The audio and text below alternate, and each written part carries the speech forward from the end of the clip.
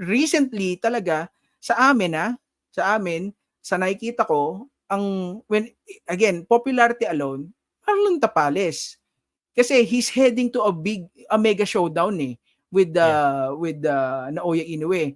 Nothing against Janriel, pero wala hindi nakakuha ng hit yung huling laban ni Janriel And ironically, it worked to their advantage kasi kung nakakuha ng international coverage yun, hindi maganda ang mga makikita nila, baka mag-init ang ulo nila. Yeah. So it worked to their advantage. So Baka hindi when it lang vlogger yung kaaway nila ngayon. I mean, hindi naman sila papansinin ng mainstream. Again, hindi naman nanonood yan yung mga vlog. Akala nyo ba si Attorney Ed nanonood ng mga ganyan? Wala namang pakialam yun. 'Di ba? I will ask you something though. I want to confirm though. Generally, however, from your perspective, Casimero is popular. Oh yes! Oh Yeah. yes, of course. Napakasinungaling naman natin kung sabihin natin, I cannot say that as of this moment, I cannot say that he is the most popular. Pero kung sa popularity, popular si Janriel. There's no denying that. Kasi Why the way why do you think so na na yung vlogging community ang madalas nag-uusap sa kanya, but yung mainstream di pinipick up yung mga, for example, yung paghahamon niya ngayon kay Inoue, dati pinipick up hinamon niya naman. ba? Di ko nga alam na Hinamon niya. hinamon niya ulit kasi Sabi nga niya, wala ngang tinamad na daw siya sa laban niya. Gusto niya si Inoue lang whatever you do, you just really have to be newsworthy. You just really have to be newsworthy. And honestly, you have to be, not only newsworthy, you have to be trustworthy that whatever you put out there, sana naman, totoo. Kasi kapag ka nasunog ang mainstream sa'yo, sinira mo ang reliability mo sa mainstream, yung chances of you getting picked up sa mga sinasabi mo sa social media, yung likelihood nun, bababa. Bibigyan ko kayo ng isang example. I think that was, curious lang ako. Kapag ka nag-rank kayo ng popularity, anong analytics ang ginagamit nyo? How do you know who is popular and who's not popular? Pag napag-uusapan, gaya kasi meron. Hindi. Syempre, kapag meron kang sariling community, kahit gumawa si Winter ng community niya, pag araw-araw, pag-uusapan ko si Winter, di naman ibig sabihin nun, sikat siya, di ba? I guess, sa akin kasi, because I'm in social media, big factor talaga yung kung gaano kadaming manonood sa akin sa social media. But the popularity that yung pwede ko lang na meron akong credibility is social media. Pero kasi alam ko yung iba yung sa newspaper, iba yung sa TV, because yun din yung isang reklamo ko nga bakit yung mga mainstream, parang si JMC Yasat lang nagsusulat ng ng result ng panalo ni Casimero nung huli actually. Yung mga laban, yung GMA, sa GMA ko lang nakikita, tsaka yung the rest hindi na masyado, tsaka sa Bisaya. So it's hard to say, basta social media lang yung alam kong popular. Nagkakataon na social media right now is becoming the leader, at doon na talaga lahat nanonood. So I guess the social media is a big factor. At iba-iba pa, may TikTok pa, may Twitter. Nag-trending na ba yung yung Casimero? Hashtag, wala yata nagtitweetan na Casimero fans kasi puro YouTube.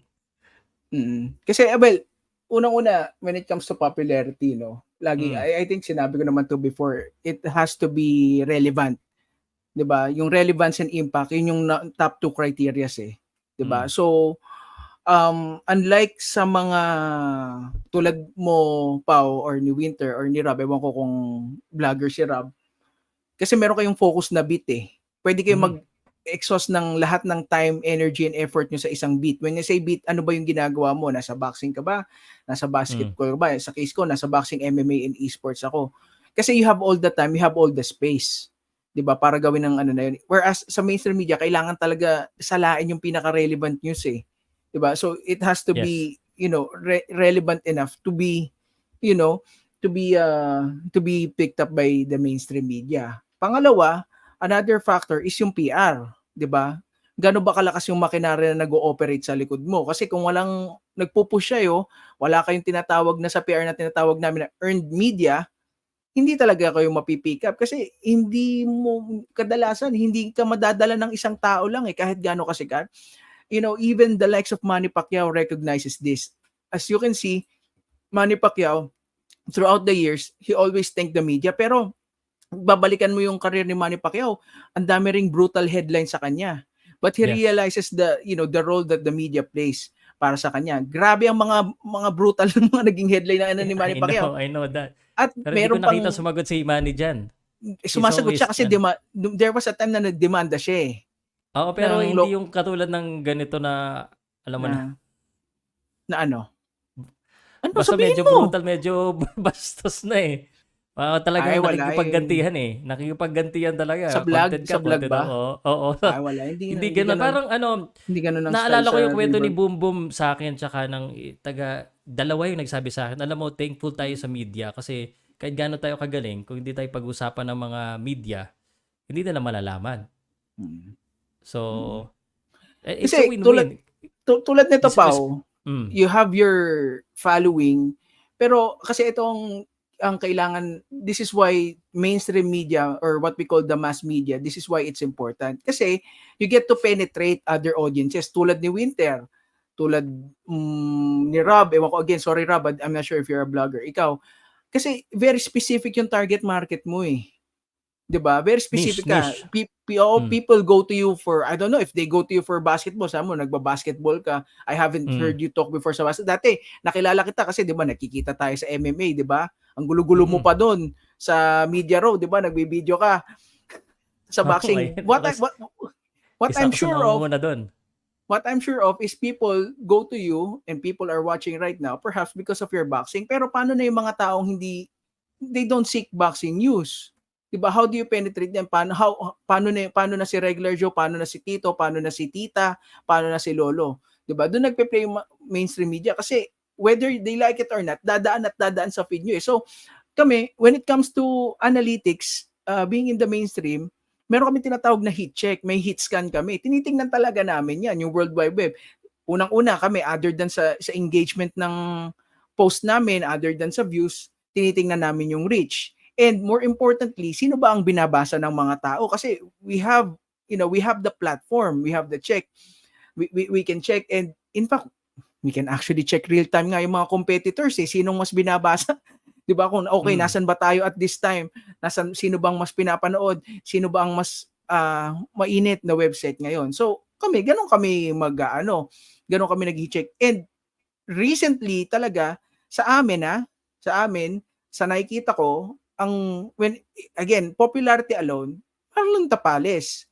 Kasi he's heading to a mega showdown eh with Naoya Inoue.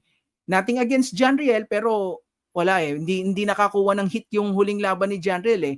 And ironically, it worked to their advantage kasi kung nakakuha ng international coverage yun, hindi maganda ang mga makikita nila, baka mag-init ang ulo nila. Yeah. So it worked to their advantage. So baka hindi lang vlogger yung kaaway nila ngayon. I mean, hindi naman sila papansinin ng mainstream. Again, hindi naman nanonood yan yung mga vlog. Akala nyo ba si Attorney Ed nanonood ng mga ganyan? Wala namang pakialam yun. 'Di ba? Kami, ilan lang tayo kilala ni Attorney Ed. Pero ang laking bagay nun. So, again, a PR and everything, it's a culmination eh. It's a culmination, yung marketing. So ngayon talaga, honestly ang malakas sa amin ngayon, it's Jerwin Angcajas and Marlon Tapales. Ayun talaga. Ayun ang kasi they're headed towards a big showdown eh. 'Di ba? So, ayun. In terms of popularity. Tsaka, hindi na mawawala. Ito, sigurado naman. Alam nyo to, yung mga fighters natin sa Baguio. 'Di ba? Ngayon yung mga dating Team Lakay na Lions Nation MMA kasi grabe yung following niyan. 'Di ba? Alam mo naman 'yan. Ay yung mga fans niyan, hindi nagdadakdak sa YouTube. 'Di ba? Nagpupunta sila kung nasaan yung mga fighters nila. 'Di ba? Kung sa Manila 'yan, pupunta sila Singapore, dayo sila dito, may mga nagpunta pa sa Bangkok nung kailan eh.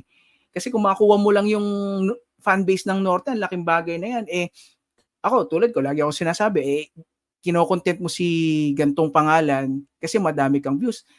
Napakadali po mag-fact check. Punta ka doon sa videos ko, i-click mo yung popular, tingnan mo kung sinong mas pinapanood ng tao. Makikita nyo na po doon. Again, marami pong maraming angles sa mga bagay na ito. Pero siguro kami lang masasabi ko na being in the mainstream, makikita mo yung wider picture. I will ask you something though. I wanna confirm though. Generally, however, uh, from your perspective, Casemiro is popular. Oh yes. Oh Yeah. yes, of course. See, napakasinungaling naman natin kung sabihin natin, I cannot say that as of this moment, I cannot say that he is the most popular. Pero kung sa popularity, malaki popular si Janriel. There's no denying that. Kasi Why the do, way I why do you think so na ano na yung vlogging community ang madalas nag-uusap sa kanya but yung mainstream hindi pinipick up yung mga, for example, yung paghahamon niya ngayon kay kay Inoue, dati pinipick up hinamon niya ba? naman. Di ko nga alam na Hinamon niya. hinamon niya ulit eh. Kasi Sabi nga niya wala nga, tinamad na daw siya sa laban niya, gusto niya si Inoue lang eh.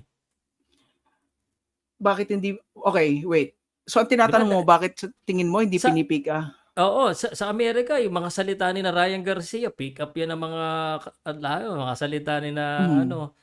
na Well, pagsakalaban, di ba? That's kasi part pa of the you content. just, whatever you do, you just really have to be newsworthy.